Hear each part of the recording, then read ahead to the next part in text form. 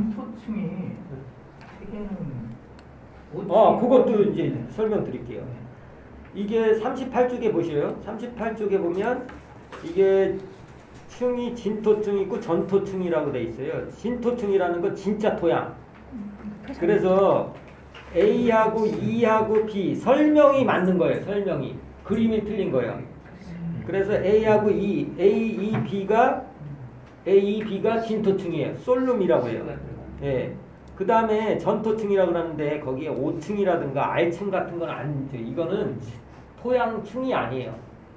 실제로 진토층은 A, E, B고 C를 포함해 갖고 그걸 전토층이에요. 이제 전체 토층이라고 해요. 그래서 5층 같은 경우는 이 토양의 층이라고 안 보는 거죠. R 같은 것도.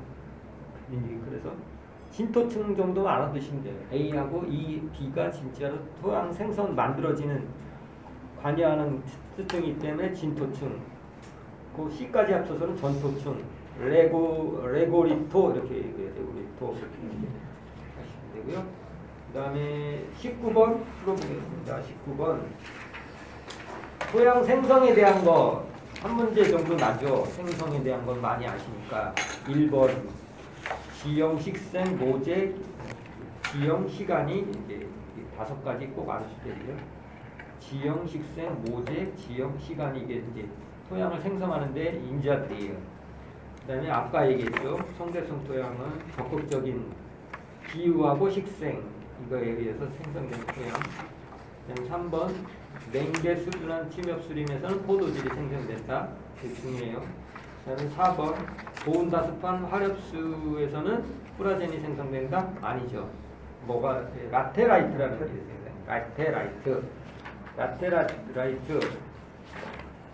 라테라이트 시험에 잘 나죠. 이 라테라이트 용어. 라테라이트는 28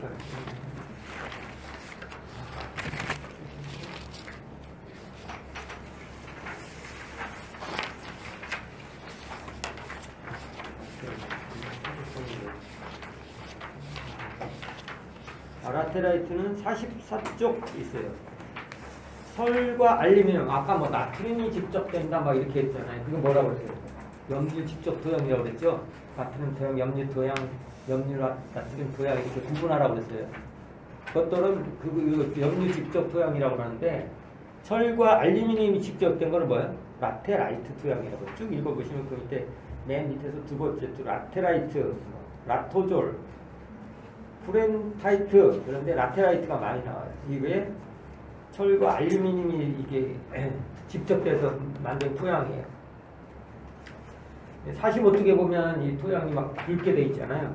이것도 이제 건조하고 비가 안 오는 지역에서는 이 수분이 증발할 때 철과 알루미늄 표면에 쌓이는 거예요. 이게 토양이 어떻겠어요? 못 쓴 토양이겠죠. 이게 뭐 식물이 자라겠어요? 이걸 라테라이트 토양이라고 해요. 그 밑에 보면 그림 밑에 보면 라토졸, 라테라이트 뭐 똑같은 얘기고 철반토, 철반해토라고도 하고 카올리솔이라고도 하고 옥시졸 나중에 12목 할 거예요. 이제 토양도 우리나라에서는 아까 저기 군, 아군, 형 이렇게 막 나눴잖아요. 그거는 우리나라 그냥 자체하는 거고 12목이 있어요. 뭐예요? 어떤 수술은 나눠요? 제일 큰 게 목. 시험에 잘 나요. 그거 아셔야 돼요. 목, 목, 암목, 대군, 아군, 속, 통. 예, 제일 작은 게 통이에요. 통. 이게 이제 세계적으로 농무성에서 이제 이렇게 신분류 토양 세계적인 거예요. 러시아에서 원래 이제 만들어냈는데 이 토양 전문은 러시아가 잘하는 거예요. 러시아가 잘하는데 미국에서 이제 그 후에 좀 많이 분류를 해서 이렇게 이제 목, 암목, 대군하고 속통 이렇게 이제 그래서 이게 4번이 라테라이트 토양이다. 그죠? 그 프라젠은 뭐예요? 프라젠이라고 나와 있는 거. 이 프라젠이라는 거는 이 목촉 이렇게 이제 초원지대 같은데 막 그런데 보면 37쪽에 나와 있어요. 37쪽 첫 번째, 두 번째 또 이제 가축 같은 거를 막 토지 농업이라고 해서 37쪽 그 첫 번째, 두 번째 보시면 이 가축 농사를 짓고라는 데는 거름도 주고 배설물이 있잖아요. 그렇죠? 그게 막 쌓여서 토층을 하나를 만들어내요. 그래서 이걸 프라젠 표층이라고 그래요. 그럼 이걸 유기물 집적층이라고 그래요. 유기물. 많이 쌓였겠죠. 뭐 배설물도 같은 거, 소똥, 뭐 돼지똥, 뭐 이런 거, 가축들의 이런 거, 농가 근처에서 막 이렇게 했더니 막 두원 같은 게 쌓여서 나중에는 되는 거죠. 이런 걸 프라젠이라고 해요. 그리고 또 우리나라 동양 제주도와 한국은 현무암, 충북에는 석회암 이런 게 많죠. 그래서 대부분 하강암과 하강편마암이에요. 하강암은 뭐예요?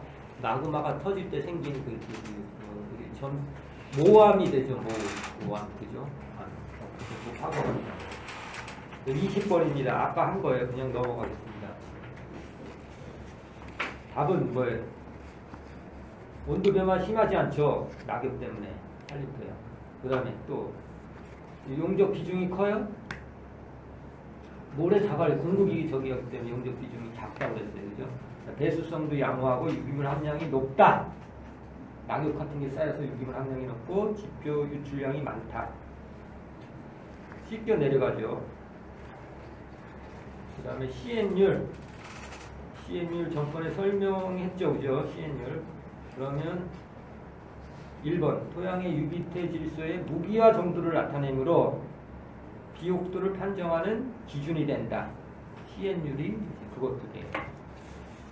맞는 거고요. 2번 미생물의 탄수원과 질소원을 모두 분해하여 얻어진 에너지를 이용하여 미생물은 탄소원하고 CN하고 이 N을 적당히 가져야 이거를 분해할 때 쓰는 거예요. CN율을 바꿔서 다 나와요.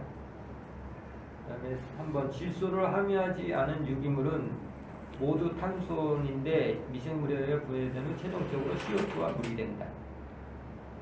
네, 맞는 거예요. 탄소원을 갖고 쓰는 그 미생물들이 있어요.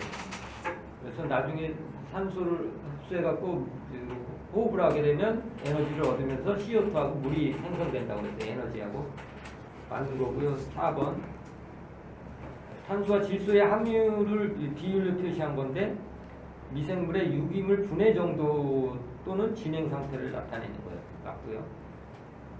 그 다음에 산림토양의 CN율은 뭐예요? 침엽수가 높아요? 화렵수가 높아요? 침엽수가 높다고 그랬어요. CN율이 침엽수가 높아요. 1회 때 시험에 어떻게 나냐면 침엽수하고 화렵수하고 어떤 게 잘 썩냐? 어떤 게 잘 썩어요? 화렵수가 잘 썩죠. 부우할 때 뭐 백색 부우군, 갈색 부우군인데 백색이에요. 백색 부우군이 많아요. 화렵수에는. 그죠? 침엽수는 갈색 부우군이 있어요. 리그닌을 분해를 못하고 그 다음에 탄질률도 높아요. 그죠? 탄질률은 누가 물어보는데 탄질률은 여기 책에 토양학 책에 나와요. 여기 탄질률 비교해 보게 266쪽에 있어요. 어렵게 나면 이런 공무원 시험 막 이렇게 나요. 비교 뭐 순서 막 물어봐요.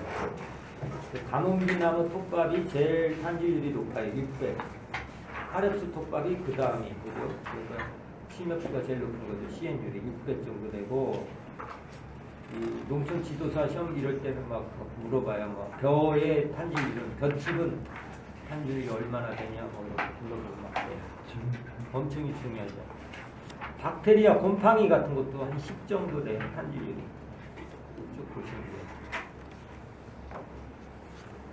음식물 이 테리 같은 게 잘 썩는 게 질소 성분이 많기 때문에 이렇게 잘 썩는 거예요. 탄질률이 엄청 낮죠. 막 그죠? 썩는 비율이 이게 이제 탄질률 갖고도 비교가 된다. 이렇게 돼요. 어렵게 나오면 그래프로도 막 나와요. 근데 그것까지는 우리는 아니고 탄질률이 어떤 때 20에서 30이면 적당한 거고 그 이상 되면 유기물화 되고 그 이하 되면 잘 썩는 무기화 되는 그런 원리 같은 거 좀 아시면 되고 탄질률 구하는 거 계산할 줄 알 때요. 탄질률 날 거예요. 계산. 268쪽 한번 보도록 하겠습니다. 탄질률. 노트 5-5 누가 물어보더라고요. 하나 풀고 가겠습니다. 이게 더 쉽게 어떻게 뭐 책자 같은 데 많이 나오더라고요. 그래서 자꾸 물어봐서 제가 블로그에 올려놨는데 이거 그 책에 있는 문제를 갖고 이제 계산해 보도록 하겠습니다.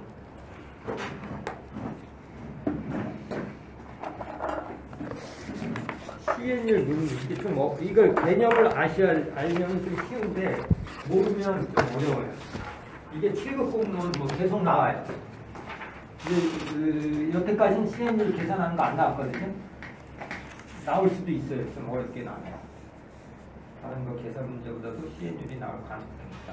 그래서 5-5에 대한 문제를 한번 풀어보도록 하겠습니다. 탄소 함량이 42.2%를 갖고 있다고 그랬어요. 그죠? 그 다음에 질소 함량이 0.63%를 갖고 있다고 그랬어요.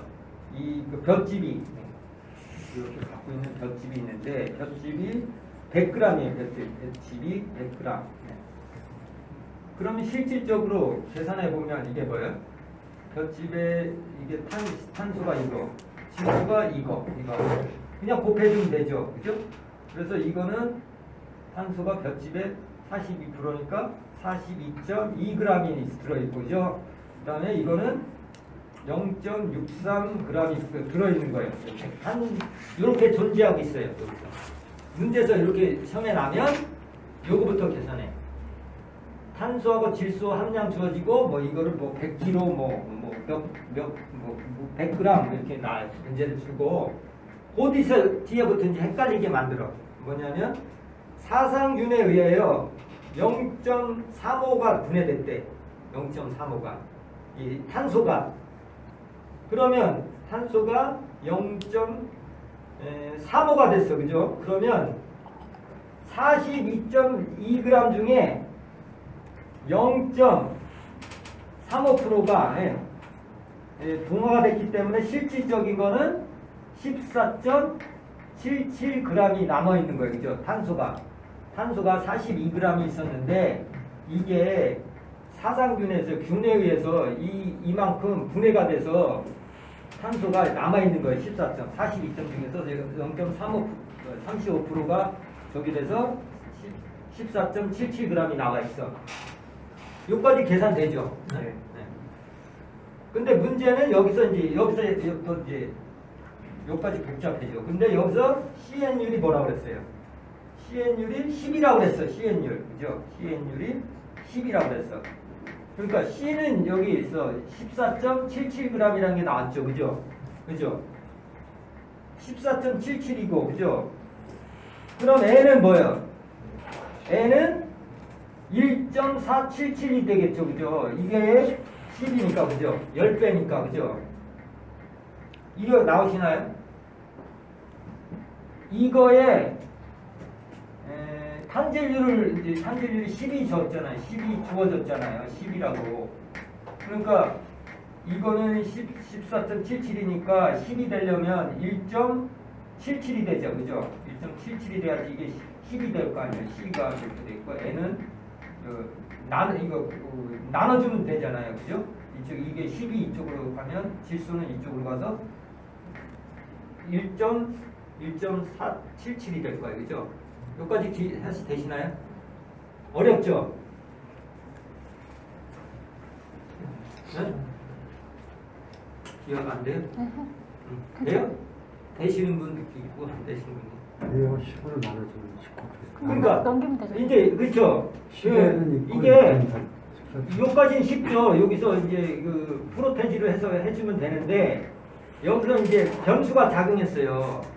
탄소가 그대로 가는 게 아니고 이게 동화작용으로 해서 이게 35%가 변했잖아요. 변하니까 이거만 이제 실제로 된 거야. 이걸 때 이거의 탄질률은 10이라고 주어졌어요. 그러니까 질소가 나올 거 아니에요. 그죠? 10이니까. 그러니까 1.77이 되는 거예요. 그러면 1.77인데 처음에 0.63을 갖고 있었잖아. 얘가 여기서 있을 때 볏짚이 있었을 때 그럼 여기서 떼주면 되겠죠. 그죠? 그러면 답이 나온 거예요. 필요한 질소량이. 이해되시겠죠? 좀 어렵죠? 계산기입니다. 계산기하고 제가 블로그 연결시켜 놓을게요. 제가 어떤 사람이 전번에 막 물어보는 거예요. 갖고 나서. 근데 약간 이거보다는 좀 이거랑 비슷한가? 문제가 아마 비슷하게 우리 막 꽈서 아니 꽈는 거 뭐야? 비슷하게 나온 거 같아. 그러니까 당황하지 말고 일단은 예? 처음에 그 프로테지를 준다고요. 예. 이 정도 유형의 시험 난이도로 나올까요? 아니 더 단순하게 나오지. 아. 이렇게 숫자를 복잡하지 않게끔 이거보다 아주 쉽게. 단순하게요? 그러니까 푸는 것만 아시면 이해를 하시면 돼. 이해를 하셔야 되는데 CN율이라는 개념을. 그런데 여기서 주의할 점은 원래 갖고 있던 거에서 그렇죠. CN율이 주어지면 질소 필요한 양이 있잖아. 그런데 여기서 생각할 게 원래 갖고 있던 질소에서 빼야지. 실제로 필요한 건. 그죠? CN율이 주어졌기 때문에 그래서 원래 갖고 있던 거에서 빼시면 된다. 이렇게 계산하는 거. 자꾸 하시면 됩니다. 어렵죠? 자꾸 보시면 이해가 될 거야, 아마. 그 다음에 또 뭐 할 시간이요? 21번 했죠? 그 다음에 20. 다음 22번 가겠습니다. 토양의 물리적 판단. 이거 쉬웠죠? 1회 때 나왔던 거예요. 그죠? 물리성, 호성, 통기성, 토양 정도, 토양 산도, 토양 삼상. 뭐예요? 토양 산도는 화학적 성질이죠. 23번. 기량작용 물어보는 게 있어요. 기량작용. 1회 때 만났나요? 2회 때도 났어요. 기량작용. 1회 때 났는데 이게 책도 안 나오고 막 그랬던 거예요. 그래서 그냥 요거를 해설해 놓은 거 있죠. 상승작용. 상승작용을 외우셔. 기량작용은 엄청 많아. 표가. 상승작용은 있어요. 상승작용은 주소하고 분소하고 아연 이렇게 서로 이렇게 도움을 줘. 그다음에 마그네슘하고 질소. 그다음에 질소하고 인 이렇게. 그다음에 칼륨하고 철하고 인하고 이렇게. 어떻게 이해가 되시나요? 어렵죠. 되게 크게 써놓은 게 그거를 이렇게 표시하는 거예요.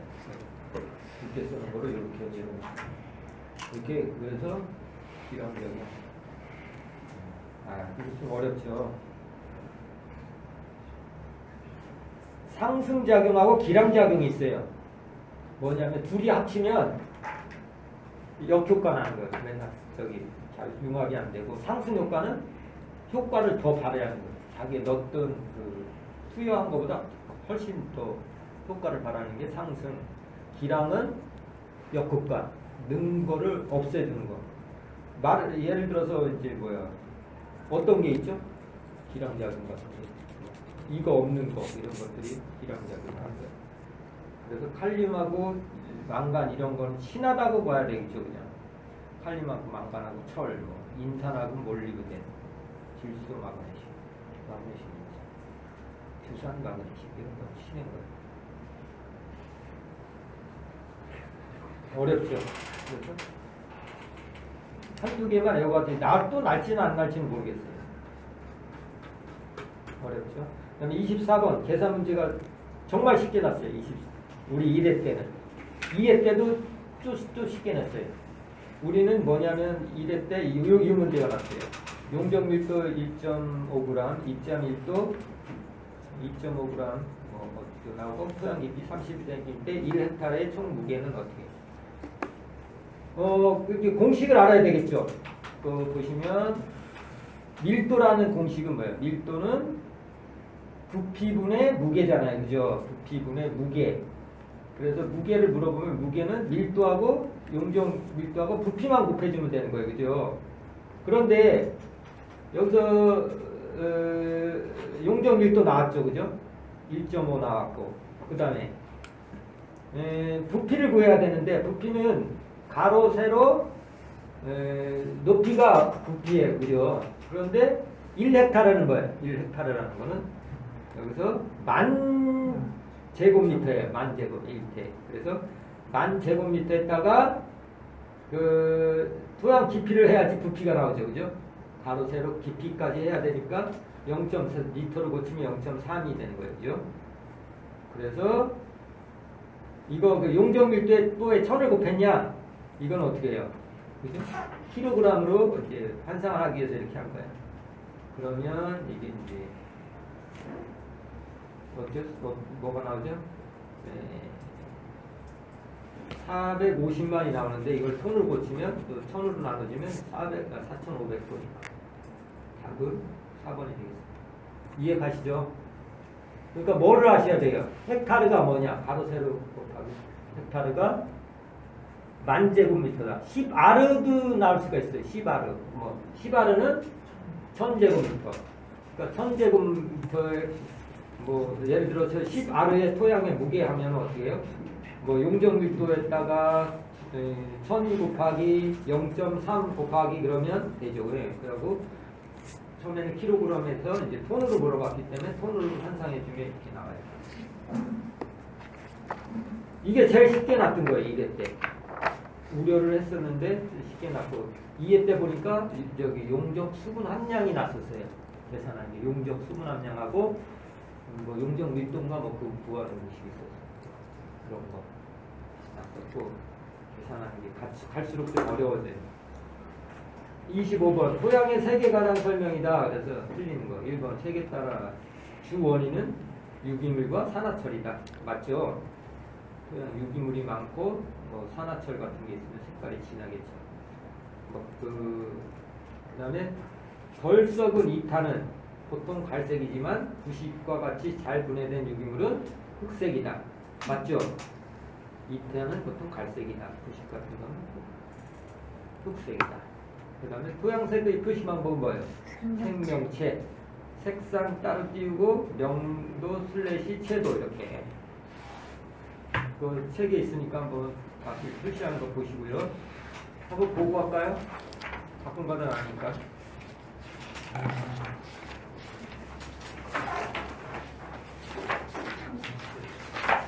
몇 페이지? 몇 페이지인가요? 페이지. 생명체. 저기 있네요. 띄고 빼기고.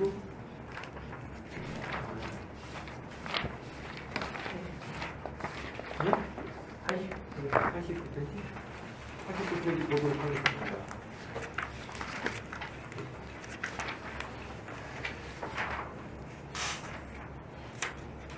89페이지 보면 90쪽 밑에 표시되어 있죠. 90쪽 밑에 그 위에는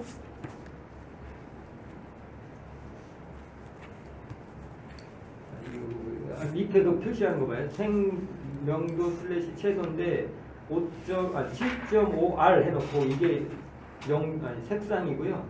7이 명도고 슬래시 2가 채도예요. 그리고 명도, 채도 구분하는 거 좀 아셔야 되고 이 부분은 그 옆에 설명입니다. 넘어가겠습니다.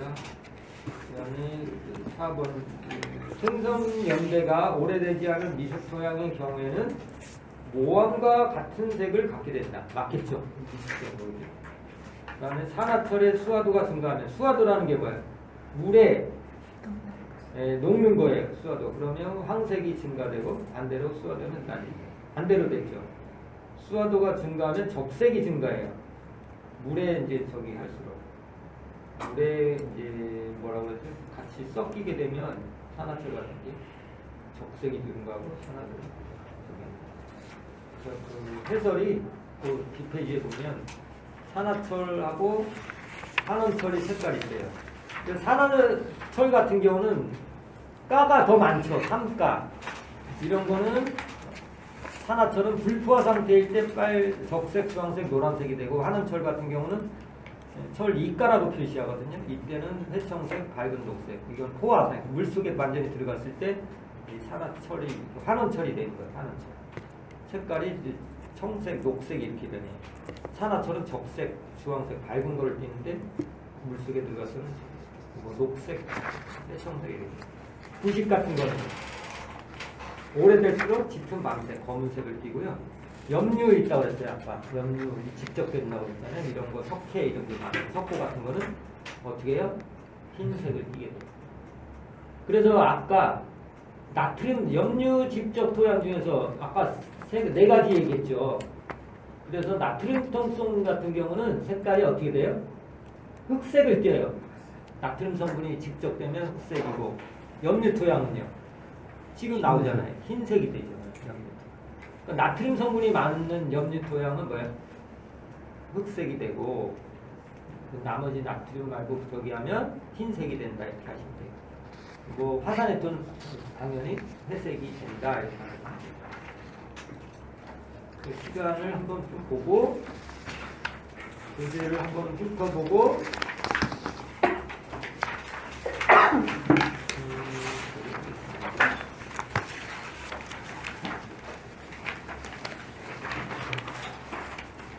왔다 갔다 막 할게요. 제가 왔다 갔다 하면서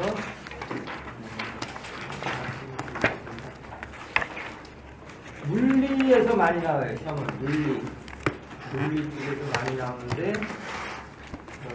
보시면 52쪽 물리적 특성은 토성, 구조, 밀도, 공급률, 수분 함량, 변지도, 색 이런 게 이제 저기예요. 이게 다 물리성이고 토성이라는 게 뭐예요? 모래, 미사, 점토의 비율을 얘기하는 거예요. 12가지로 나눌 수 있어요. 12가지가 나누는데 12가지는 58쪽에 그 삼각도 보시면 12가지가 되고요. 요거 갖고 토성이라고 그래요. 모래, 미사, 점토가 어떤 비율로 섞여 있냐. 그 다음에 그런 건 다 아실 거예요. 이제 크기도 뭐 가끔가다 물어보죠. 크기 55쪽에 보면 점토는 0.002mm 이하예요. 마이크로로 하면 뭐예요? 2마이크로미터. 그죠? 마이크로. 밀리미터는 0.02. 55쪽에 표 얘기하는 거예요. 그리고 점토에서 미사 사이의 크기는 0.002에서 0.05까지, 0.05까지가 미사고 그 위에는 모래예요. 0.05에서 2mm까지가 모래인데 모래도 5가지가 나와요. 미사 쪽에 가까운 작은 거는 극세사, 세사, 중간사, 도사, 그리고 극소사 이렇게 나오는 거예요. 이 크기를 얘기하는 건 뭐예요? 0.002mm로 가기 때문에 56쪽에 가시면 이게 비표면적이 크다고 얘기하는 거예요. 비표면적. 52쪽에 표. 비표면적 찾으셨죠? 맨 위에 그 표에 2-1 보면 비표면적이라는 게 있어요. 자갈은 비표면적이 없어요. 그런데 점토는 800만이나 돼. 이게 무슨 얘기냐면은 자기 무게에 비해서 그람당 표면적이 넓은 게 무게는 가벼운데 56쪽 하고 있어요. 그 점토라는 거는 무게는 가벼운데 무게는 가벼운데 표면적이 800만이 되는 거예요. 엄청나죠? 비표면적이 그렇게 크다는 얘기예요. 우리 상상도 못하는 거죠. 비표면적이 크게 되면 어떤 성질을 갖고 있어요? 보비, 물을 흡수할 수 있는 그런 능력이 커진 거예요. 양분을 흡수할 수 있는 능력이 커지는 거예요. 그것 때문에 이렇게 이제 점토가 중요한 거예요. 점토가 작는데 작기만 해서 좋은 거냐? 아니다. 자기 몸에 비해서 800만 배의 능력을 갖고 있어요. 다른 물체를 흡수할 수 있는 거. 그럼 모래 같은 건 있냐? 있긴 있죠. 조금씩. 그죠? 미사가 조금 있고 실질적인 건 점토뿐이 없다. 그래서 점토가 이렇게 중요한 거예요. 물리적인 거 작기 때문에 비표면적이 작기 때문에 이렇게 된다. 그 다음에 이제 62쪽 같은 경우는 촉감법이 있어요. 촉감법은 이제 2차 때 시험에 나쁜 거거든요. 흙을 3가지를 갖다 놨대요. 우리 때는 촉감법을 안 했는데 2회 때는 흙을 3개 갖다 놓고 산성도 측정하고 산도도 측정했고 그 흙을 산도도 측정하고 이제 흙을 갖다 놔요. 3개 갖다 놓고 산도 측정하라고 그러고 또 3개 갖다 놓고 촉감 만져갖고 토성을 쓰라고 그래요. 2차 시험 말씀하시는 거죠? 2차에 하는 거예요. 그래서 여기 보시면 띠 만드는 거 있죠. 뭐. 그 보시면 사토는 안 만들어져요. 그죠? 사토는 이제 안 만들어지고 양토는 2.5cm 정도 만들어진다고 그 62쪽에 그림 있죠. 그게 가운데 있는 게 양토예요. 양토가 저 왼쪽에 있는 거네. 양토. 그 다음에 식양토. 식양토가 중간에 있는 게 B 길이가 2.5에서 5cm 만들어진 게 식양토, 5cm 이상 만들어진 게 뭐야? 식토. 이렇게 썼어야 되겠죠. 그러니까 유심히 잘 봐야 된다고 그랬어요. 제가 뭐 공부하실 때 그냥 지나치고 라면 누가 시험에 나온다고 생각했어요. 이거를 이게 나왔다고 그러더라고요. 그 다음에 64쪽에 보면 스톡스 법칙이라는 게 있어요. 스톡스 법칙. 모랄 미사 점토를 구분하는데 64쪽 갖고 있어요. 그 모래 미사 점토를 구분하는데 모래는 뭐로 걸러내요? 63쪽에 채로 걸러내요. 채로다가 걸러내요. 그 다음에 더 작은 그 미사하고 점토는 스톡스 법칙에 의해서 떨어뜨려 볼 거 아니에요. 물속에 떨어뜨리면 빨라진다, 느려진다가 될 거 아니에요. 그게 이제 64쪽에 스톡스 법칙이 있어요. 그래서 떨어지는 속도를 갖고 미사 점토를 구분해내는 거예요. 그래서 그 속도 알아두셔야 되겠죠. 떨어질 때 속도, 점성 개수의 반비례하고 입자 비중과 입자 반지름 제곱에 비례하겠죠. 근데 떨어지는 속도 커면 빨리 떨어지겠죠. 그 공식을 못 외우더라도 용어 스톡스 법칙이 뭐냐라는 정도는 알아야 되죠. 왜 알아야 돼요? 모래하고 미사하고 점토를 구분할 때 스톡스 법칙으로 침강 속도를 측정하는 거예요. 그래서 65쪽에 보면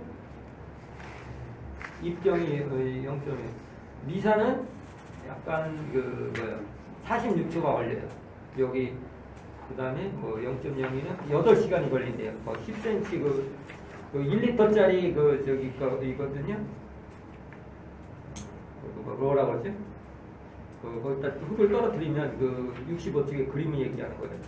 떨어뜨리면 그걸 갖고 시간을 재갖고 거기에 이제 피펫 이걸 넣어갖고 채취해서 하는 게 이게 피펫법, 스톡스 법칙을 적용해서 피펫법. 그다음 66쪽에 비중계법이 있어요. 그 시간이 지나서 46초하고 8시간 후에 각각 재면 그 비중이 나오겠죠. 바로 비중계 수치를 읽어주면 되겠고요. 그 다음에 67쪽에 보면 입자 밀도라는 게 있어요. 입자 밀도. 입자 밀도는 자기 고체의 부피분의 고체의 무게를 한 게 입자 순수한 진밀도라고 하고요. 용적 밀도는 가밀도라고 하면서 전체 부피의 고체의 무게만 하는 거예요. 68쪽에 용적 밀도 나오죠. 그래서 용적 밀도 계산하는 문제가 나와요. 많이. 개념을 알고 있어야 돼요. 용적 밀도는 어떻게 구해요? 전체 부피 주어지고 그 중에서 고형의 무게를 재면은 그게 용적 밀도예요. 용적 밀도는 69쪽에 보시면 어떤 게 제일 높아요? 그래프 맨 밑에 보시면 용적 밀도. 모래 성분이 많은 게 용적 밀도가 많죠. 그죠? 모래 이 성분이 있으면 무겁겠죠. 그래서 용적 밀도가 많고요. 그 다음에 71쪽에 보면 용적 밀도하고 공급은 반비례한다. 71쪽에 2-6에 보면 표가 있죠. 근데 문제는 공급률이 나요. 계산 문제에서. 공급률은 뭐야? 뭐하고 뭐가 합친 게 공급이라고 그랬어요? 계산 안 들었어요. 기상과 액상 합친 거. 3상이 있는데 그 중에서 부피 중에 액상과 기상이 차지하는 비율을 공급률이라고 해요. 근데 공급률은 시험에 잘 나오는 게 뭐 이렇게 계산 딱 하면은 입자 밀도하고 용적 밀도를 주고 공급률을 구해라. 기본이죠. ES에 놨었어요. 그래서 1 마이너스 입자 밀도분의 용적 밀도 하면은 저기가 나와요. 공급률이 나와요. 그러니까 71쪽에 더 중요한 건 용적 밀도하고 공급률하는 건 비례한다, 반비례한다. 반비례한다 중요해요. 그 다음에 뭐 어렵게 나오면 공급비, 공기 충족률 이런 거 나올 수 있어요. 그런데 그거는 이제 안 나고요. 그거는 어렵게 나야지 이제 난 거고 72쪽에 가면 난다고 그랬어요, 제가. 그래가지고 매 스타트할 때마다 계산을 풀어봐요. 그래도 계산 못하는 사람이 있어요. 그래서 오늘 중량 수분 함량, 용적 수분 함량 계산하는 거를 이제 하도록 하겠습니다. 2회 때 문제가 났었어요.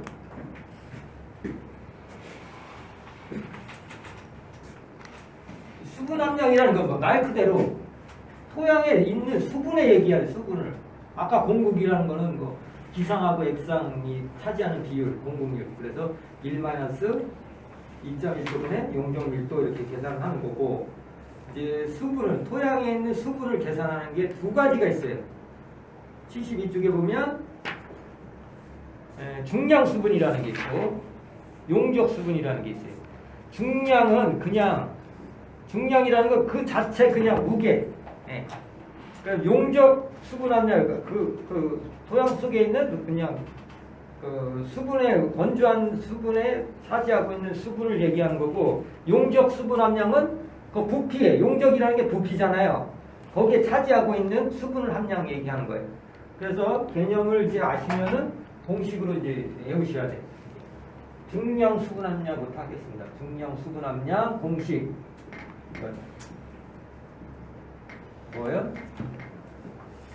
건조토 무게, 건조토. 토양을 건조시켰을 때, 아까 뭐 어디다가 건조시킨다고 그랬어요? 건조기에다, 건조기에다가 이제 구워요.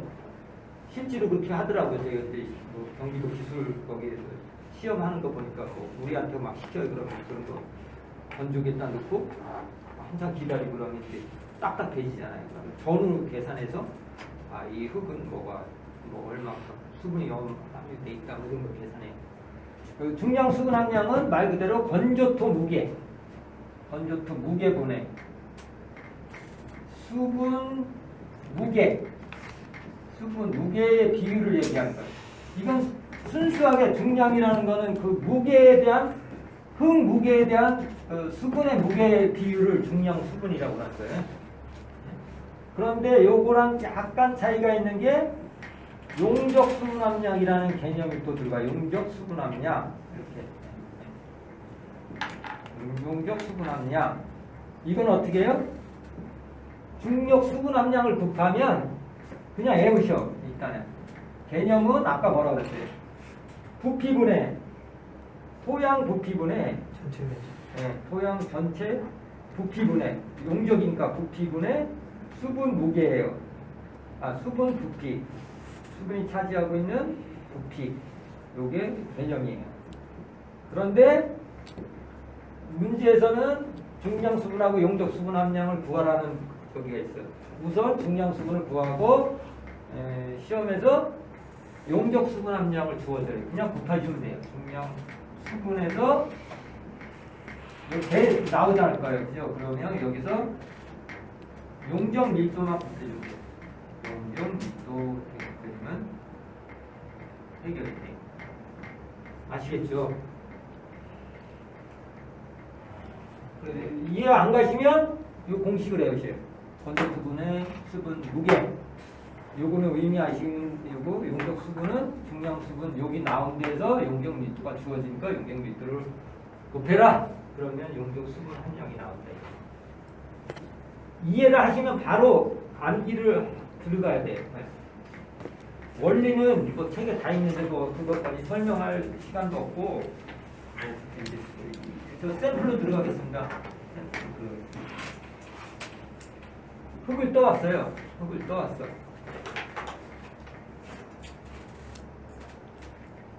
이렇게 100kg 흙을 떠와서 건조기에서 건조기에서 돌렸어요. 그랬더니 여기 이제 90kg가 남았어요. 90kg.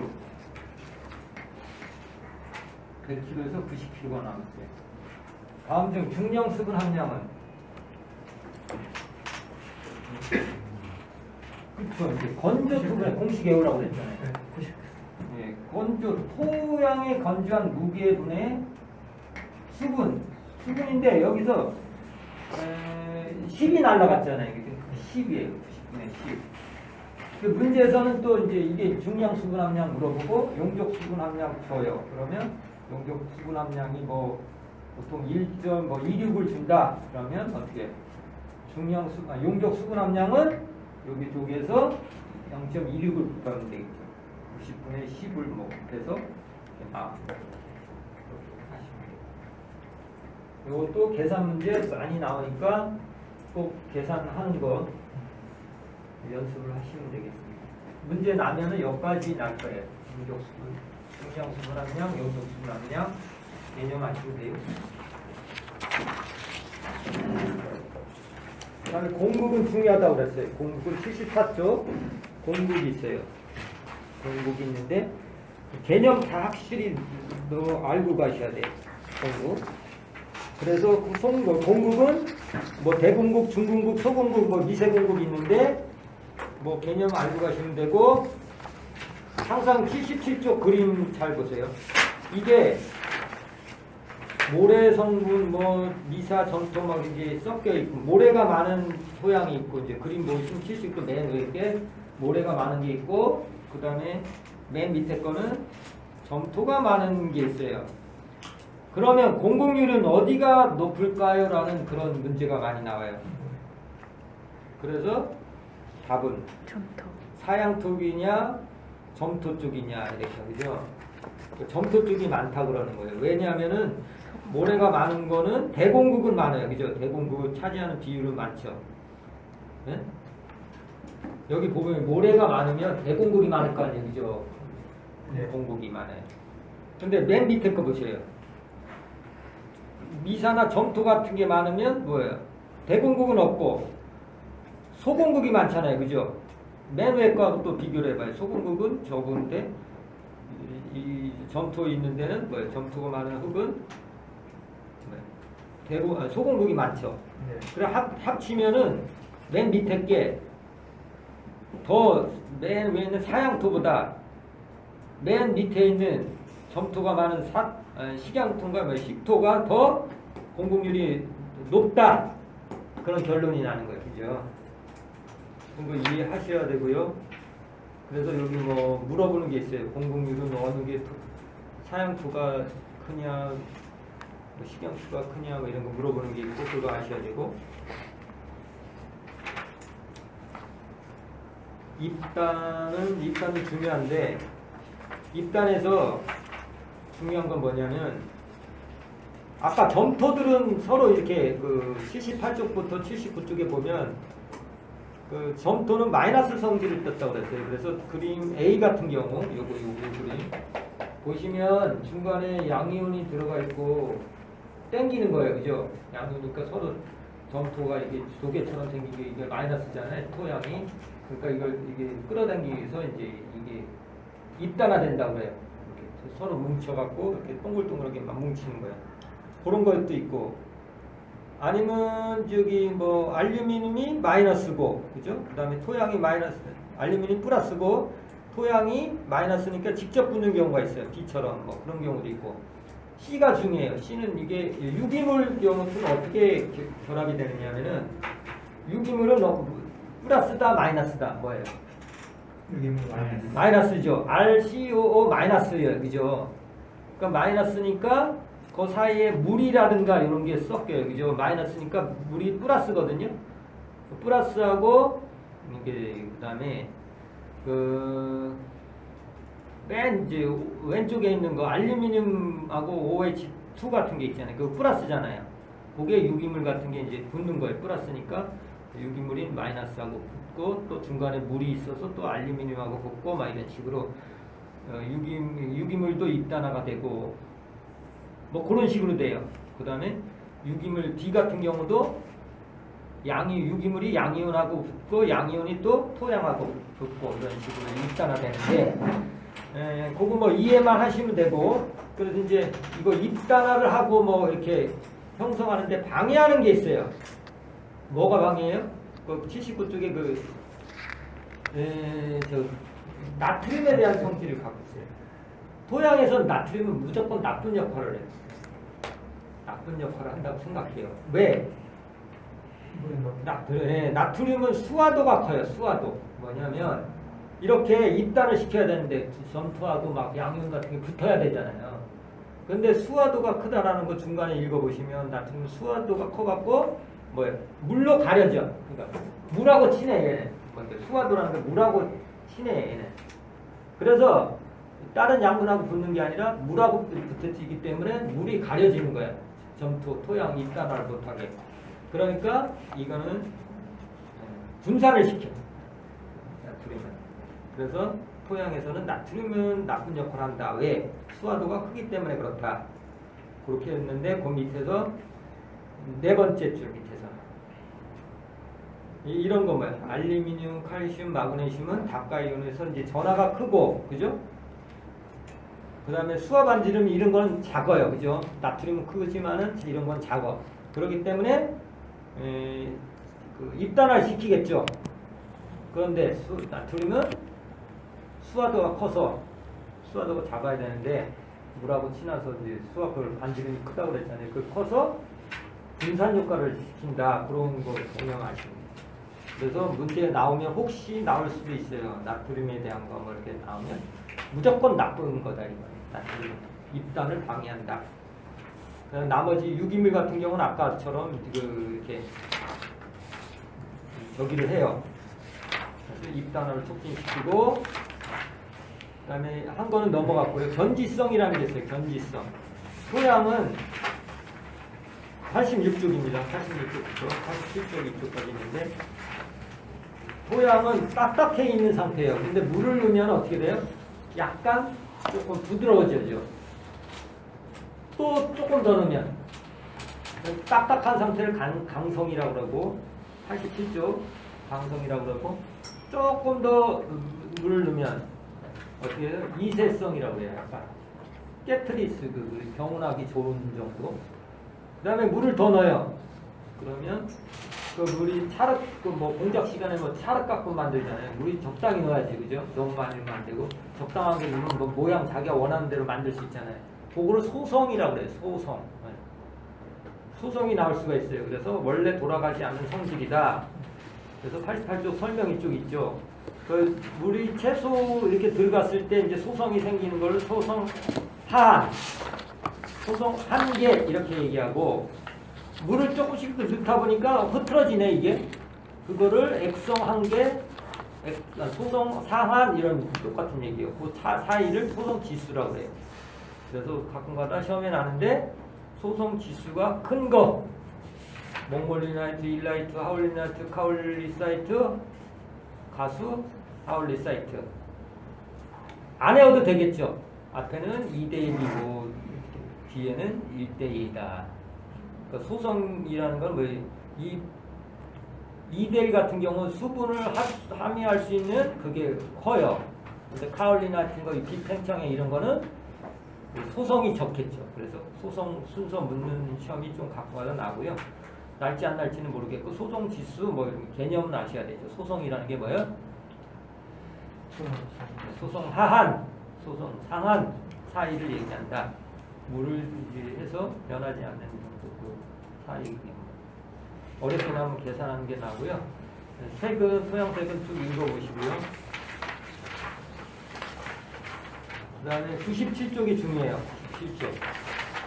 이거를 잘 이해를 못 하시더라고요. 산화, 환원 이런 게 있고요. 산화, 환원. 그 다음에 산성, 알칼리. 이걸 구분하셔야 돼요. 근데 지금 얘기하는 건 이거 97쪽은 어떤 거예요? 산화, 환원일까요? 아니면 산성이니까 산성 알칼리에 대한 얘기일까요? 산화, 환원이에요. 그렇죠. 산화하고 환원이라는 거는 공기 중에 나와 있을 때는 공기하고 이렇게 접하려고 하는 성질이 있잖아요. 이거 산화라고 그래요. 그죠? 그 물속에 들어가면 어떻게 해요? 원래 상태로 돌아가는 거예요. 그래서 표 2-13을 보고 구분할 줄 아셔야 돼요. 산화하고 환화를. CO2 같은 경우는 산화일 때는 97쪽 하고 있어요. 표. 중요해요. 요 개념들 잘 모르시더라고요. 산화 CO2 공중에 있을 때는 산소하고 합쳐져 있어 CO2 형태로 존재하죠. 근데 물속에 들어가면 어떻게 돼요? 산소가 없을 때는 CH4 이게 메탄이에요. 메탄 형태로 돼요. 질소도 마찬가지예요. 질산으로 돼 있다가 산소가 붙어 있죠. 쉬워요, 그죠? 산화라는 건 산소가 붙어 있고, 환원이라는 건 산소가 떨어지고 다른 희소급 성분이 붙어 있고 그런 거죠. 산화, 환원 구분할 수 있겠죠. 공중에 있을 땐 산화, 물속에 들어가서 환원. 그다음에 황산 같은 경우도 황산은 O가 붙어 있죠. 그다음에 이 황화수소가 돼 버려요.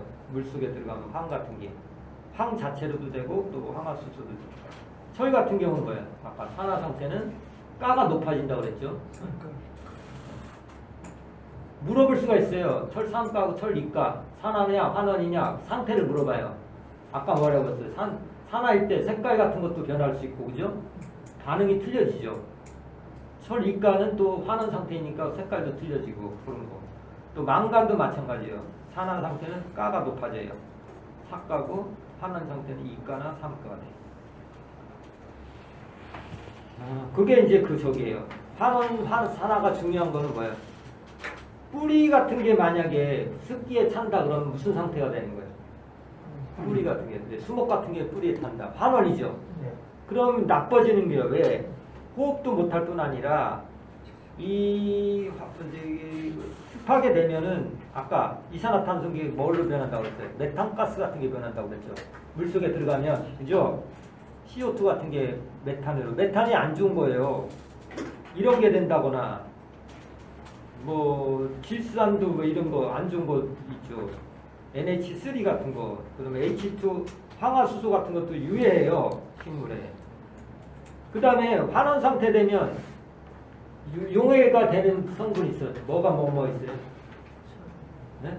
철, 망, 아, 구, 알, 철망, 아, 구, 알, 에오시라고 있어요. 철하고 망간 이건. 물속에 들고 환원인 상태 가면 어떻게 된다고 그랬어요? 용해도가 높아져요. 네. 잘 녹아. 그게 뭐예요?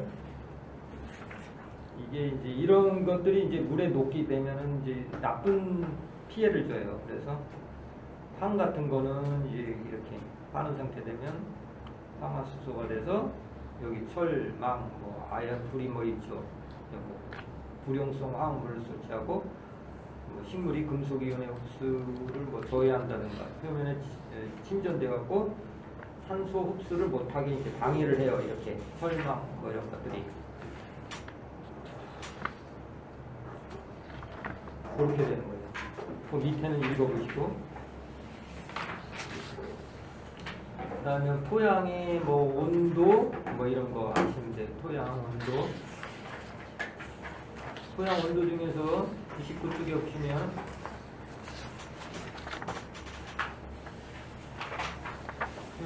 쪽에 보시면 그래프 위에 있죠. 그래프 99쪽에 보시면 이게 토양이 열을 흡수하는데 관여하는 인자 뭐뭐뭐 있어요?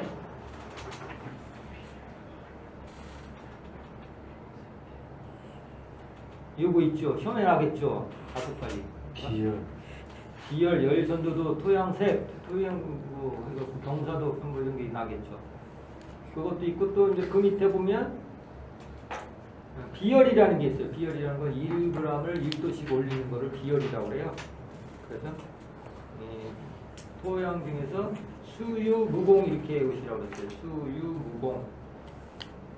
뭐냐면 비열 큰 거대로 뭐 이렇게 물어보는 경우도 있고 또 수유, 무공이라는 거 물이 비열이 제일 커요. 그래서 이 토양 온도 올리려면 물 있는 데서는 잘 안 올라가겠죠. 비열이 많이 들어가니까. 수, 그 다음에 유는 부식 같은 걸 얘기하는 거예요. 그 다음에 무기물, 그 다음에 공은 공기를 얘기해요. 수유, 무공, 비열 순서, 이렇게 거 순서 나는데 순서를 갖고 그냥 애우는 게 아니라 뭐예요? 온도를 높이는 거예요. 수분이 많은 토양은 어떻게 해요? 식토 같은 경우는 온도 높이기가 어려우겠죠. 무기물이 많은 데서는 또 약간 식고 뭐 비열에 대한 순서 뭐 그다음에 101쪽에 열 전도도라는 게 있어요. 열 전도는 101쪽 1cm를 1도씩 높이는데 1도씩 높이는데 열 전도도가 있어요.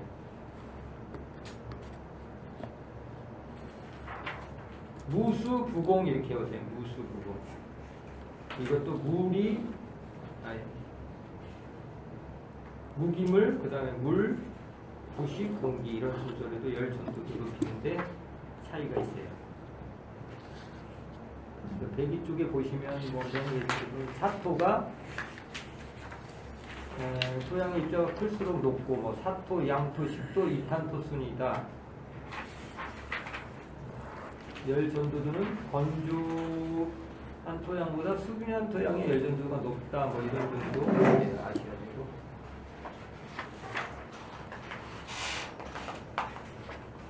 너무 빨리빨리 해서 힘드시죠? 그 다음에 108쪽에 그 전번에 이게 했던 거예요. 성물 쪽에서 했던 거고 막 그랬던 거를 했던 거고 유튜브 꼭 들어보세요. 토양 이거 계속 반복되는 거거든요. 비슷한 얘기예요. 그래서 물은 물끼리 뭐 서로 응집하는 현상이 있고 다른 물질에 부착하는 현상이 있고 백구 쪽에 공국에 백구 쪽 하고 있어요. 백구 쪽에 모세관 현상이라는 게 있어요. 모세관 현상. 공국에 물이 올라가는데 어떤 식으로 올라가느냐? H는 RdG분의 ET 코사인 알파라는 거로 올라가요. 여기서 ET 2배가 되죠. T는 표면 장력이에요. 그죠? 코사인 알파고 이게 비례하는 거고 굵기하고 액체의 밀도하고 중력과 속도에는 반비례하는 거예요. 굵기하고 비례한다는 그림이 반비례한다는 그림이 그 맨 밑에 여기 왼쪽에 있는 그림이고요. 관이 유리관을 이제 물속에 넣어요. 뭐 일정한 물 있는데 넣으면은 유리관이 가는 데는 높이 올라가고 그죠? 높이 올라가 있죠. 유리관 굵은 데는 안 올라가 있어요. 그죠? 그 토양의 공급에 이게 적용시킨 거예요. 모세관 현상이. 그래서 아까 비가 온 후에 물이 그냥 그 공국에 남아있는 게 아니라 중력수로 다 빠져 있다가 며칠이 지나면 물이 차고 올라오는 거예요. 부착력하고 모세관 현상에 따라서 작은 공국을 타고 이제 물이 차올라서 그 토양 중에 축축하잖아요. 항상 그죠? 토양은 점토 이런 성분 공국 중에 물이 차오르는 데 있다라는 얘기예요. 뭐 아무튼 그렇고 수분 측정하는 게 있어요. 뭐 112쪽이 아직까지는 안 나는데 전기 저항법 순수한 수분만 측정하는 건 전기 저항 112쪽 밑에 전기 저항법 있고 중성작법이 있고 114쪽에 TDR법이 가끔 가다 나와요. TDR법. 그다음에 115쪽에는 전번에 설명했던 거예요. 그 밑에 115쪽 밑에 보면 매트릭 포텐셜은 어디에? 불포화 상태에서 작동한다. 압력 포텐셜은 포화 상태에서 뭐 작동한다. 그다음 매트릭과 압력은 동시에 작용해요, 안 해요? 안 하죠. 예, 그런 게 115쪽 밑에 있어요. 거기 보시고 뭐 중력 포텐셜 뭐 쭉 읽어보시면 너무 복잡해요. 그래서 그냥 의미만 좀 아시면 돼요. 매트릭 중요하다고 그랬어요. 매트릭 거기 보시면 117쪽 중간에 있죠. 매트릭 포텐셜은 극성을 가진 물 분자가 토양 표면에 흡착되는 부착력하고 모세관에 만들어진 힘 때문에 서로 붙으려고 하는 힘. 그러니까 습한데서 건조한 토양으로 물이 흘러가는 거예요. 이거를 매트릭 포텐셜이라고 그러는데 항상 마이너스 값을 갑니다. 전번에 그 신부대 문제 중에 다 틀린 게 있어요. 매트릭은 항상 마이너스 값을 갖습니다. 그게 맞는 건데 아마 다리 잘못 났을 건데 아무도 얘기를 안 하시네. 그다음에 뭐 압력 포텐셜 뭐 이런 거 전번에 설명했으니까 그냥 넘어가고요. 근데 수분 아까는 이제 그냥 수분만 측정할 때는 그런 게 뭐 전기저항, 중성작법 뭐 이런 게 있었는데 122쪽에 보셔요. 122쪽에 보시면 어제 물어봤던 거 있죠. 그 PF에 대한 거. 그게 PF 그 표가 있어요. 그거 한번 보시면 좀 이해가 될 거예요. 맨 바깥에 있는 거 메가파스칼이고, 근데 토양에서 메가파스칼이 잘 나와요. 메가파스칼로 표현되고, 작물에서는 PF로도 표시되는데, 보통 마이너스 0.1 메가파스칼은 PF로 고치면 3PF가 돼요. 근데 그것까지 알 필요 없어요. 일단은 우리는 메가파스칼로 해요. 메가파스칼을 킬로바트까지 치면 얼마를 곱해줘야 돼? 메가를 하려면 1000? 예. 아니 킬로로 바꾸려면 이거는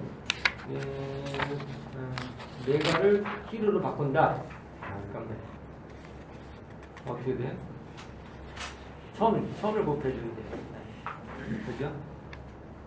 그러니까 마이너스 예를 들어서 0.033 메가파스칼이잖아요. 이거 킬로 파스칼을 고치면 얼마예요? 33. 33 이렇게 되잖아요. 그러니까 문제는 킬로로 나오든지 메가파스칼로 나와요. 그러니까 킬로가 많이 나오더라고 공무원 시험에는.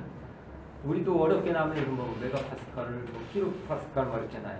그래서 포장용 수량은 몇 메가파스칼이냐, 뭐 유효수분은 몇 메가파스칼에서 몇 메가파스칼이냐 이렇게 물어봐요, 그죠?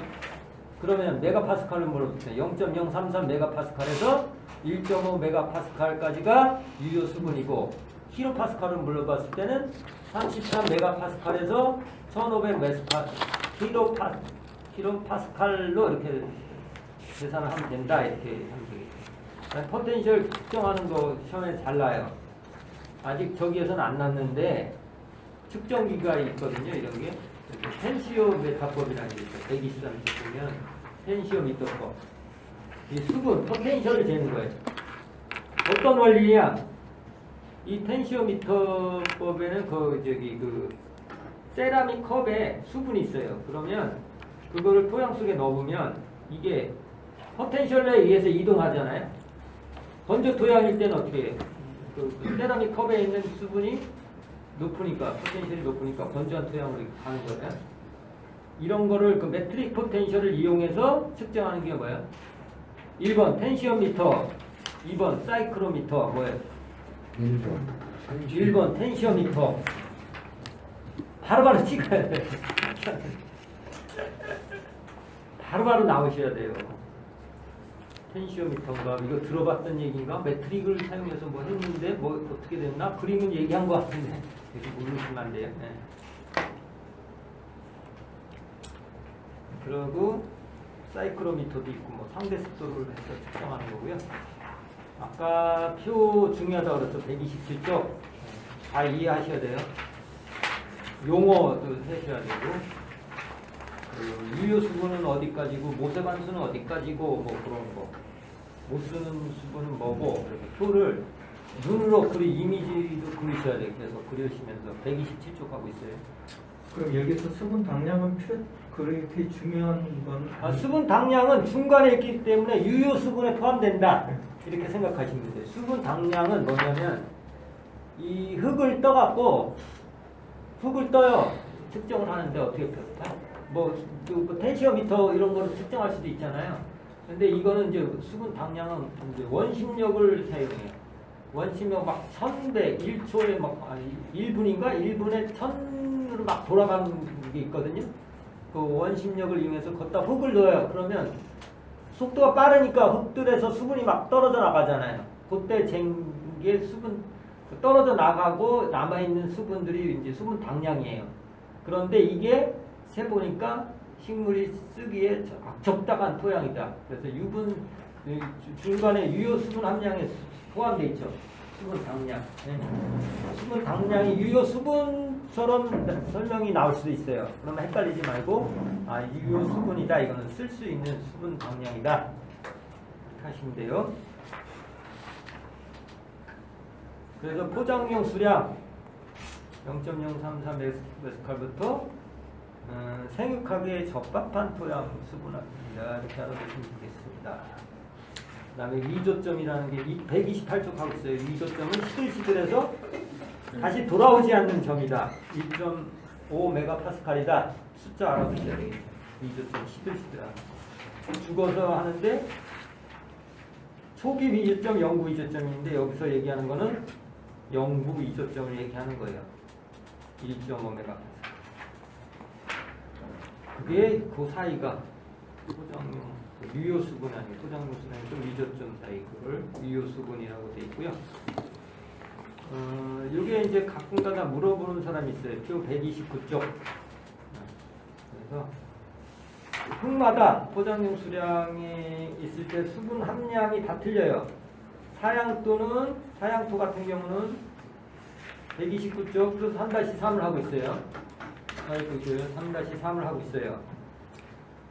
사양토가 있고 뭐 양토, 식양지 양토, 식양토, 식토가 있어요. 다음 5가지 중에서 유효 수분 함량이 제일 많은 토양 고르시오. 1번 사양, 2번 식토. 뭐예요? 양토. 미세죠. 미사질 양토죠. 왜 그러냐? 왜 그러냐면은 사양토 같은 경우는 포장용 수량일 때 11.3이고 미조점은 물 수분이 한 3.4%일 때는 미조점에 다다라요. 그런데 식토 같은 거 볼까요? 식토 같은 경우. 식토 같은 경우는 포장용 수량은 22.3. 물이 많을 때 이 정도 많았을 때 이제 포장용 수량이 되고 미조점이 14.1이니까 이제 이때 수분 함량 폭이 넓죠. 식토 같은 데는. 왜냐? 왜 그래요? 점토가 많기 때문에 그런 거죠. 점토가 있기 때문에 사양토보다 식토가 점토가 많기 때문에 같은 포장용 수량, 같은 위존점이라 하지만은 수분을 흡수하는 범위가 넓어요. 그런데 보시면 유효 수분 계산한 거 보면 미사질 양토가 제일 많아요. 그죠? 유효 수분 함량은.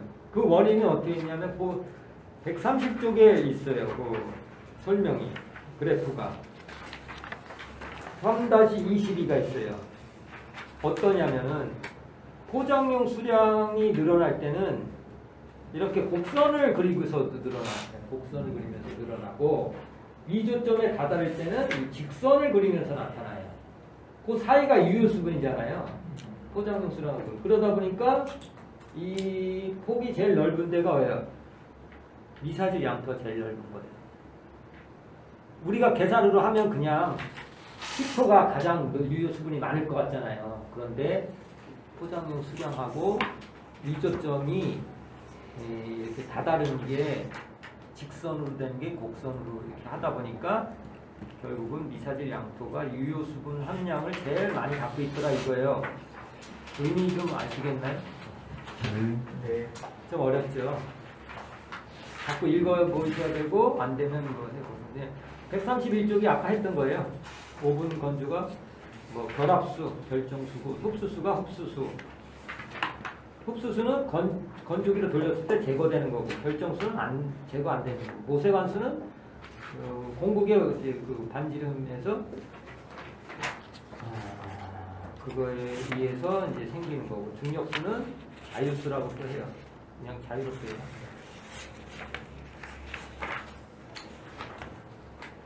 그리고 뭐 이제 도르시 법칙 이런 게 나오려는지 모르겠어요. 도르시 법칙은 이거는 이제 포화 상태일 때 이게 어떻게 물이 포화가 돼 있는데 어떻게 물이 흘러가느냐 이거예요. 도르시라는 사람이 배관하시는 프랑스 뭐 배관 기술자라는 사람이 계산을 해봤더니 수두차 단면적과 수두차에 비례하고 길이에는 반비례하더라 이거예요. 물이 막 흘러가는 양이 단면적이 크고 수도차가 크면 물이 잘 흘러가고 길이가 길면은 반비례한다 뭐 이런 정도만 알아두시면 될 것 같아요. 그다음에 수리 전도도라는 게 있어요. 물이 이렇게 막 흘러가는 게 수리 전도도잖아요. 137쪽 위에서부터 보시면 이게 수수성을 하는데 이제 수리 전도도라는 게 있어요. 거기 수리 전도도는 토양의 입경조성과 공국의 형태에 따라 크게 달라진다. 점토 함량이 많은 거는 수리 전도도가 낮죠, 그죠? 그 다음에 사토는 뭐 이렇게 수도가 높다 그렇게 돼 있고 30쪽 밑에 포화도 뭐 공국의 크기 그거 다 읽어보셔야 돼요. 다 설명하기 좀 그렇고요. 쭉쭉 넘어가겠습니다. 그리고 150쪽 전번에 얘기했어요. 149쪽 생리 쪽에서도 나오고 이제 포텐셜 때문에 이제 식물이 토양에서 흡수를 하는 거예요. 그래서 149쪽에 보면 능동 흡수가 있어요. 그래서 뭐 이제 이렇게 됐을 것 같아요. 이제 토양이 포텐셜이 낮다고 생각해봐요, 그죠? 그럼 식물이 식물이 높고 토양이 낮다고 생각하면 어떻게 되겠어요? 식물 쪽에서 거꾸로 빨아들이지 못하고 나가잖아요. 그럴 때는 어떻게 해요? 뿌리에서 에너지를 써서 거꾸로 펌프를 올리는 거예요. 그죠? 그래서 그걸 능동 흡수라고 해요. 능동 흡수. 왜 어떤 때 그런 현상이 일어났냐? 토양에 염류가 집적이 많이 돼요. 그러면 어떻게 해요? 포텐셜이 높아져야 낮아지겠습니까? 염류가 많이 집적돼 있어요. 나무를 심었어. 낮아져요. 낮아져요. 그럼 어떻게 돼요?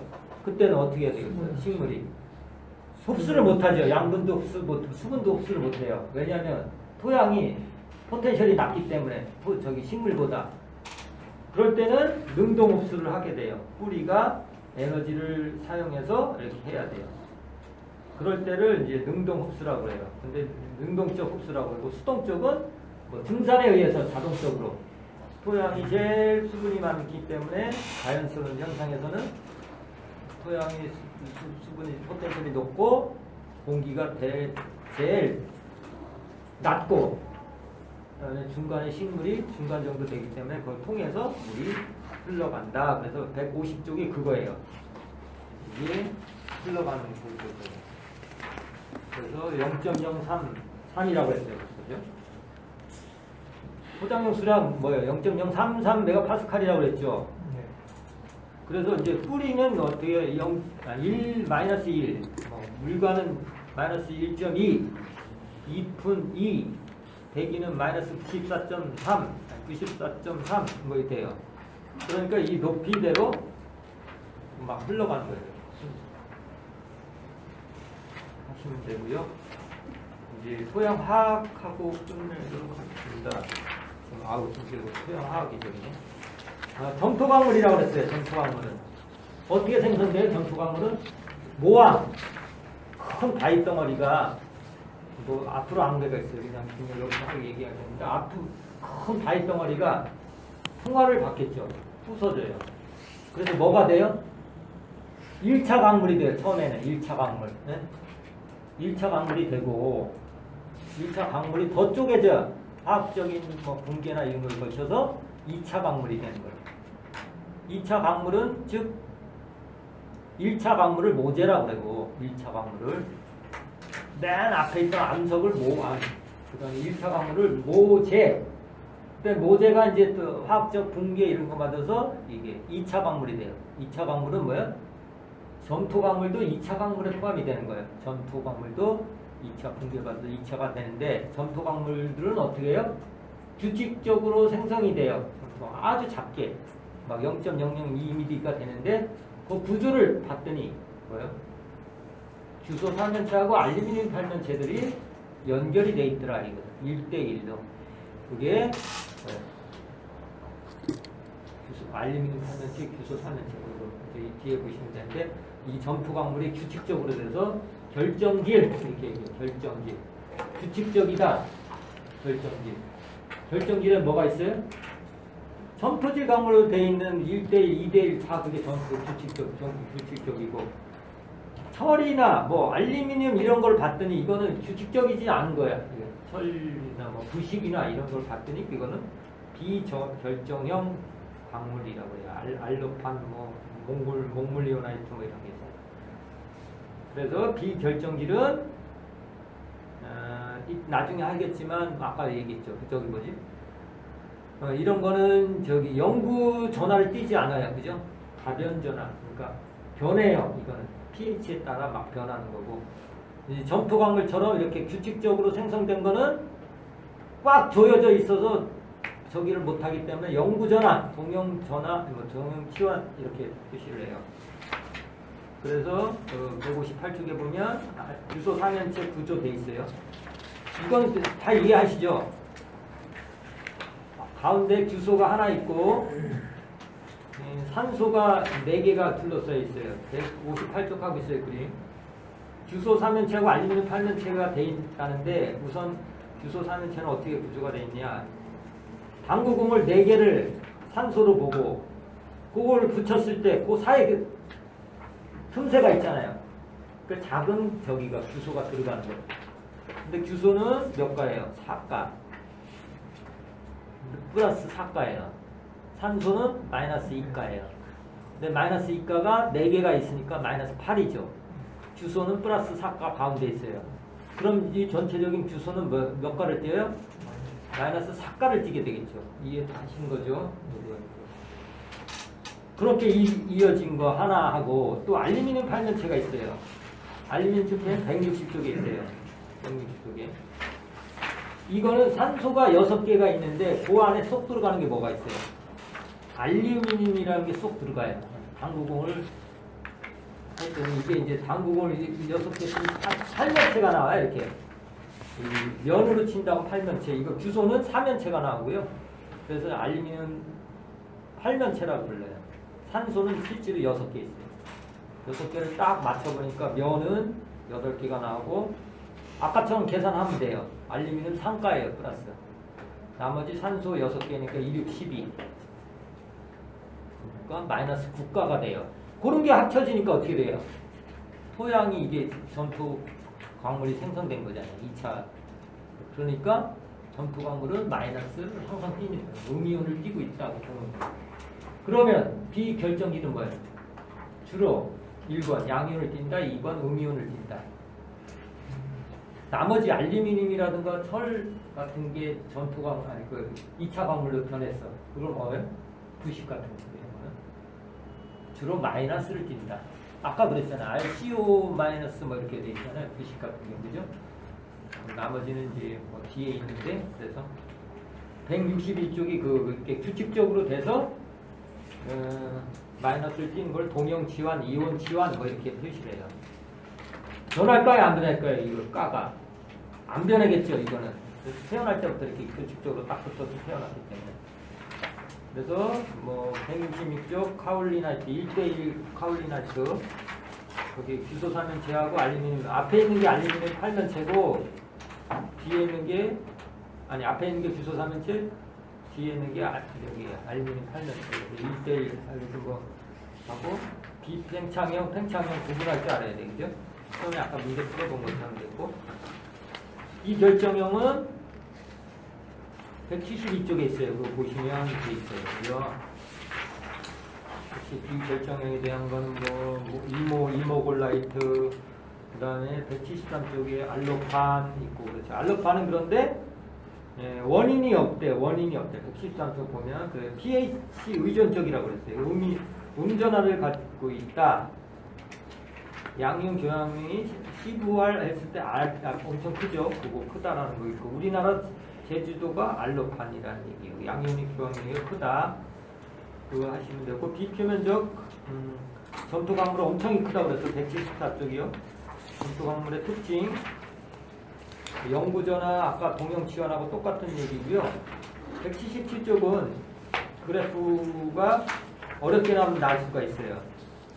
이건 영구전화를 제외하고 마치 토양을 이렇게 보시다 보면 이제 pH 의존적인 거 있다고 그랬죠. 영구전화 반대되는 게 또 pH 의존적이라는 그런 토양이 있는데 이게 pH가 낮을 때는 양전하를 갖고 있죠. 그죠? 양전하를 갖고 있는 거. 그 다음에 높을 때는 음전하를 변해요. 이거를 이렇게 변하는 거를 가변전하. 가변전하 갖고 있는 거는 아까 철, 알루미늄 이런 부식 같은 건 이렇게 변해요. 그러면 보시면 여기 이제 이쪽이 된 거. 이쪽에 그 밑에 그래프를 볼 때는 있잖아요. 이 안쪽으로 보셔야 돼요. 안쪽으로 이렇게 안쪽으로 보셔야 돼요. 안쪽으로. 이 바깥으로 보는 게 아니라 여기 pH가 3이에요. 그러면 이 값은 양전하가 얼마야? 30이 되겠죠. 그런데 이제 4로 갔어. 그러면 한 20 되나요? 5, 6 갔을 때는 거의 0으로 되죠. 그리고 안쪽으로 수치를 재는 거예요. 색을 이렇게 칠해놓으면 돼요. 안쪽으로 이렇게 칠해놓고 이렇게 하는 게 범위예요. 수치를. 그래서 양전하가 많다가 pH가 갈수록 줄어들고 대신 영구전환이 있을 거 아니야. 이게 흙이 다 그 영구전화만 섞여 있는 게 아니고 비결정지 뭐 이런 게 막 섞여 있잖아요. 그래서 영구 전화는 그대로 있는 거예요. 한 100 정도로 그냥 유지되면서 이 가변 전화에 따라서 움직이는 것 때문에 이렇게 이제 pH가 낮을 때는 양전화를 갖고 있다. pH가 한 뭐 5부터 조금 서서히 올라가죠. 그래서 뭐 9까지 가면 엄청 250까지만 올라가죠. 음전화가 생성이 되니까 어렵죠. 그리고 처음에 잘 나오는 거는 또 192쪽, 193쪽이 잘 나와요. 2회 때 나왔어요. 순서 190쪽. 양이온 교환 작용할 때 순서가 뭐냐? 그래서 192쪽 밑에 1, 2, 3, 4 알아두셔야 돼요. 어떻게 알아둬요? 흡착이라는 겁니다. 토양이 붙는 게 양이온 전하가 클수록 전하가 증가할수록 양이온의 수화 반지름이 커야 돼요, 작아야 돼요? 아까 작아야 된다고 그랬죠, 그죠? 나트륨처럼 그 크면 안 된다고, 잘 흡착이 안 된다고 그랬어요. 그러니까 수화 반지름이 작아야 되고 맨 밑에 줄 하는 거예요. 192쪽 맨 밑에 줄. 흡착이 순서 192쪽 맨 밑에 192. 1, 2, 3, 4. 네 가지 다 아셔야 되겠죠. 그 다음 193쪽 시험에 났다고 그랬어요. 순서 수소가 제일 흡착력이 강해요. 그 다음에 알루미늄, 그 다음에 칼슘하고 마그네슘 같고 암모늄하고 칼륨, 나트륨이 제일 작다고 그랬어요. 나트륨이 왜 제일 작아요? 수화도 반지름이 크기 때문에 물하고 그 친하기 때문에 얘는 안 붙어요, 토양에. 그래서 제일 낮은 거예요. 그리고 수소가 왜 제일 커요?